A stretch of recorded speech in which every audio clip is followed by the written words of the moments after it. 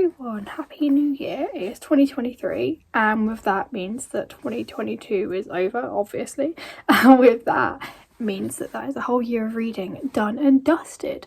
I no longer use Goodreads to track my reading. I use storygraph because it gives some really cool stats.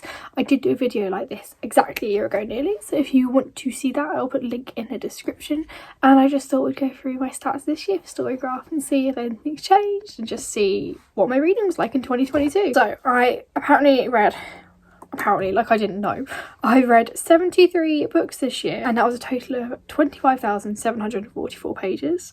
My first book of the year was Aisha at Last, and my last book of the year was Hollow Fires. Oh my god, they are both very good books. I feel like I started the year on a high note and ended the year on a high note. That's always very exciting. Then we've just got a mood map of my reading for this year. I don't know what was going on in February and March. Clearly I was not having a good time to read. That was just not happening. And then here is just like a really cool graph on the books and pages read per month in 2022.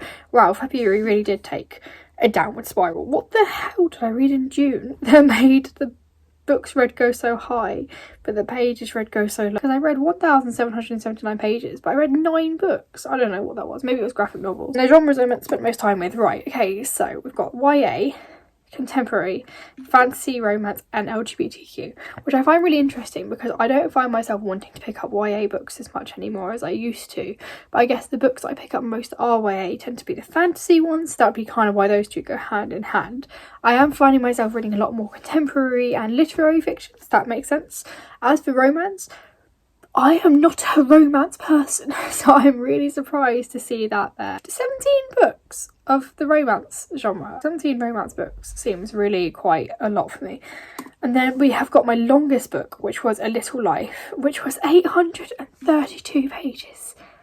That book did take me like a good 2 months to read at least, I think. And then my shortest book was 80 pages, and that was The Rainbow Fairies, Alicia the Eid Fairy. I read that purely because I was like, how cool is that? They've got an Eid Fairy. So I read it just out of pure curiosity. It was really wholesome. I really enjoyed it. It was really sweet. But apparently the average length of my books were 362 pages, and it took me about 8 days to finish a book. Actually, that sounds about right. That does make sense because I read on average, I think, maybe 5 books a month, if that. Maybe sometimes more, maybe sometimes less, but I think my average total is 5 books a month. So 8 days to finish a book, and I generally have 2 on the go. That makes sense. So the quickest book I read was Aisha at Last, which took me a day to read because I think I read that quite early in January last year. So that means that it was when I was probably not working, so I literally did nothing but read. And then the most time I spent reading a book was 142 days, and that was The Diviners. See, that is accurate, but also I would have read that book quicker, but I didn't read that one. I listened to the audiobook because I'm trying to get into audiobooks more. So I started reading The Diviners, like listening to it as an audiobook. But the thing is, I don't really have a lot of time to just sit and listen to an audiobook. So I was listening to it when I would have like to get the bus to work and stuff, and get the bus to town or go on trains to London. And the audiobook was 18 hours long, so I had to keep refreshing it from the library, which is why it took me 142 days. Like, I would have read that a lot quicker. It was a really good book. I really want to read the sequels, but it took me that long just because it was an audiobook and not a physical read. I do want to carry on trying audiobooks, but I think I might have to try and find some that are a little bit shorter so it won't quite take me so long to get through them. The authors I spent most time with in 2022, of course, Alice Oseman is up there with 6 books. I think I read Loveless this year. I Was Born for This year. Probably some of the Heartstopper books this year with the release of the TV show. I probably wanted to relive Heartstopper. I just love Alice Oseman's books, you know. I read Nick and Charlie this year, definitely. I read This Winter this year, definitely. So that's already 4 books, so I'm not surprised at all. And then you have Andrew Thomas with 3 books and Tracy Deonn with 2. Tracy Deonn, of course, being the author of Legendborn, which I reread this year, and then read Bloodmarked because that came out this year. Both epic, fantastic books. If you've not heard me rave about them yet, this is me telling you again. They are so good and you just have to read them. They are epic. Please, please, please try and give them a try. So my average rating this year was 4.1. That's quite generous. Wow, okay. And then we have just all of my 5-star reads this year. So let me see if I still agree with these. I should hope I would. We have got Aisha at Last, yes, Amari and the Wright Brothers. Such a good book. Internment, Punching in the Air, Ariadne, they both die at the end. Blackout, Kite Runner. Kite Runner, again, fantastic book. Oh, there's a lot of good fantasy books I read this year. Got Daughter of the Moon Goddess, The Stardust Thief, both epic reads. Felix Ever After, fantastic book. The Lost Apothecary, a really surprising good book. We picked that for our book club and that was just so pleasantly surprising at how good it was. Then you've got my classics, so you know, the Once Upon a Broken Heart book, the As Long as the Lemon Trees Grow, Ballad of Never After, Ella Shafak. Oh, such a good, this has been such a good year of reading. I'm really surprised at how good a year it has been for reading. And then at the end of the year, we had a few 5-star reads, but not as many. So you've obviously got Heartstopper, Legendborn and Bloodmarked, of course, and A Little Life. So my average rating this year was 5 stars or 3 stars. So that's quite interesting. Okay. Didn't really give that many 4 stars. It was either 3 stars or 5, not really many in betweens. And I gave 2 2-star reviews. Some months were better than others, so February was not my favourite month because I had an average book rating 3.67, but the highest average rating I had for my year of reading was January, where I gave 4.75 stars. Okay, I don't know if that means, does that mean that all the books I read in January were on average of 4.75 stars? I assume so. September is when I read the most pages, with 3,653 pages. Wow, okay. I would quite like to see what I read in specific months so I can look at what I read in September. My most shelved book this year from other storygraph users was They Both Die at the End. A really good book. I haven't read The First to Die at the End yet, but I'm excited for it. I'm not surprised that was the most shelved out of all my books this year. It is a really good read.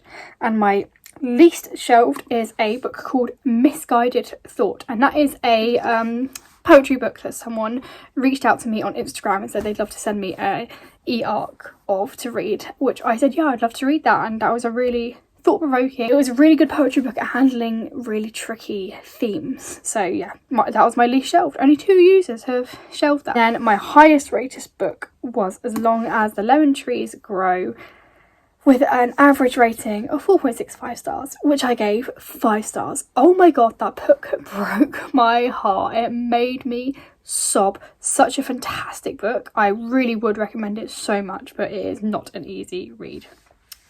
I explored the works of 63 new authors this year, including Chelsea Abdullah, Kate Emery and Scarlett St. Clair. Chelsea Abdullah being the author of The Stardust Thief, another epic book. A sequel comes out this year and I cannot wait. 28 books this year I read were part of a series. I think I need to make a spreadsheet.